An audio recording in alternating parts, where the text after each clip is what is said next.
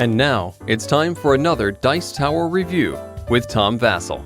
Hey folks, today we're taking a look at a game called Andromeda. Now this is actually not the first game called Andromeda, but the last one came out over a decade ago.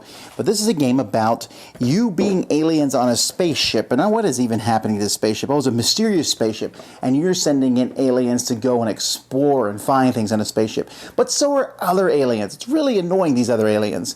This is a game where you're trying to have the most aliens, and you're using actions, and it uses an I split you choose mechanism to some interesting effects. Here you go.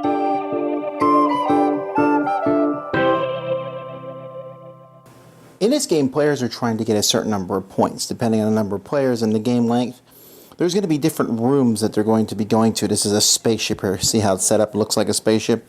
And some of the rooms, if you control, have the most people in that room. That's how many points you have at any given time. If you're tied for control, then you split the points. There are also cards with missions on that you can complete, and these missions are also going to be worth points. There are cards that will be out in the middle of the table that anybody can complete, and those cards are going to also keep track of the number of turns of the game, and there are cards that you'll have in your hand that are your own thing that you need to complete. So how do you go about completing these? Each round of the game, one player is going to roll all these dice. There's a whole pile of dice here. When they roll them, there's some contamination symbols that you don't want to roll, but if you have more than 3, you'll roll the extra ones. After that happens, the first player is going to do a bit of a I split you choose mechanism with these dice. Essentially, they're going to say, okay, they'll offer somebody, would you like to go first? I'm going to give you these 3 dice. Now that person can say yes, they can take that card and 3 dice, and they will also get to take one more die of their choosing from the ones in the middle, or they can say no and pass it to the next person who has the same opportunity. If everybody says no, the person who makes the offer gets that card, which determines the turn order, and he determines what dice you get. So let's say they say yes, and they take this extra die here. Then the next person, I'm like, all right, I'm going to give you 3 dice, but one of them's the bad die here. Well, okay. They might say, no, it comes back to me. Then that person makes a deal and offers one person 2 dice. That person says no.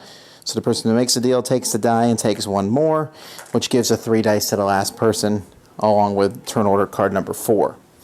So players are going to get dice, and this is going to be tough because you're going to have to figure out how many dice to give people, and you always get to pick one of your choice, but it might not be a good choice. Now, once players are going to go, they're going to use these dice to do different actions. Some of the dice are going to let them get more aliens. You have to train aliens. Each player has an alien card, which gives them special abilities, or you can play with generic aliens. Everyone will have the same then. Generic aliens have some stats on how many aliens you start the game with, but they have special abilities. And you'll be putting these aliens on the card from a general pool and then placing them to where you have one of your teleporting spots on the board. Each player will, there's a little reference card here, so essentially brains on dice, when you have those, you train. So you'll train people and add them to your card. And then calling support the aliens lets you pull the people off your card and put them on the ship. There are boots, which lets you move on the ship. You can move up to 3 spaces, and you can move, so if you move 3 spaces, you can move one guy 3 spaces, or one guy 2 and someone else 1. And you can use any die to explore a new area, and go to a new area and move your people into that area with movement dies later on. And then you can use technology. Now this is kind of the technology is this radiate, or this atom symbol here. And there are some technology cards on the side of the board. Now, you always will play with the teleporter technology. The other ones are going to be random. So when you use one of these dice, you are going to pick a technology card and essentially tap it to show that it's been used that round. This one here lets you put a teleporter in a room with one of your explorers, which gives you more place to spawn your aliens. The vaccines here, whenever you take one of these negative dice, you have to kill one of your guys. Here, for vaccines, you can take some vaccines and cancel these radiation symbols that you'll get. This liquid energy here lets you can take any explore room action. Here you can choose an explore and remove him from the ship, so you can kill somebody else. Now I did mention that room action. As the game goes by, you're going to find rooms that have special abilities. Each of these special abilities There's symbols at the bottom, but they're also mentioned in the book. And you can take a special ability of a room if you have the most people in that room. You also will hopefully be completing those missions that I showed you earlier. Usually that will involve you controlling things or having people in different rooms on the board. And as soon as someone gets the predetermined number of points, like 7 or so, that person is the winner of the game. So Andromeda, I think the thing I like the best about it, obviously, is the dice thing. It's really cool. Now, this game does suffer from a problem, at least in the first couple plays, probably, where some people are not going to know what they should be offering other people. Do I give him 3 dice? But if I give him 3, he'll take a 4th. I give him 4 dice. That's way too many dice to give someone and go first. So maybe I should only give him 2 dice. Which 2 dice should I give him? It's you know, it can be overwhelming, that choice, but once you figure out what's going on, I believe that choice is the best part of the game. There are, what are there, 6, 9, 12, 13 dice, which is a great thing, and sometimes there's up to 3 of the dice are bad dice, which changes the number of good dice down dramatically. Which ones do you want? Do you want the, you're going to need training, pull the guys from your pool to the card, put the guys on the ship, move people on the ship, discover tiles, or use those technology. I especially like the different technology. I like that it's different each time. There's more technology cards that can possibly come out. Like this one lets you move more. This lets you kind of take a wild action. This one lets you take a explorer from your pool and put them in a room. Just cloning, just comes right into the room. I like that the technologies exist because they allow you to do different things. The game itself is pretty simple.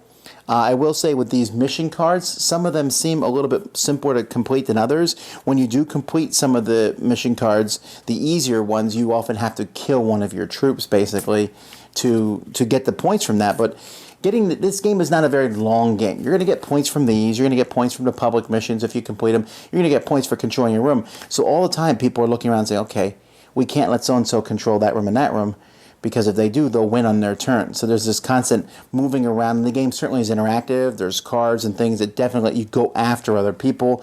There are some of the rooms which are negative towards other players. And then there's the whole picking the different dice that you'll use each turn. So the game itself is not as alien as it might seem, I think. I don't know how to explain it. The alien special abilities are fine, but I don't know. I wish that maybe there was different sculpts for the aliens. The mechanisms are a little stronger than the theme, perhaps. But that being said, it does have a very good look. When I first saw this, I thought, wow, this game looks really intriguing. I thought it was a co-op game. It's not at all. And I think the dice choosing mechanism is strong enough that it overcomes the rest of the game, which is simple. Use some dice to move around, control areas and things, complete missions. That part's okay, I think, but that main mechanism elevates it to a degree where it's certainly a game that I think shouldn't fly under the radar. Certainly check this one out. Some cool ideas here, and I'd like to see more from this designer in the future. Andromeda. Dice Tower Judgment approved. Thanks so much for watching the Dice Tower videos. Find more great videos and reviews, as well as our top-rated audio podcast at Dicetower.com. You can also find other great shows at Dicetowernetwork.com. I'm Eric Summerer, and you've been watching The Dice Tower.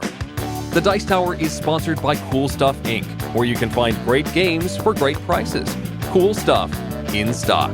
Check them out at CoolStuffInc.com. Shut the door. There.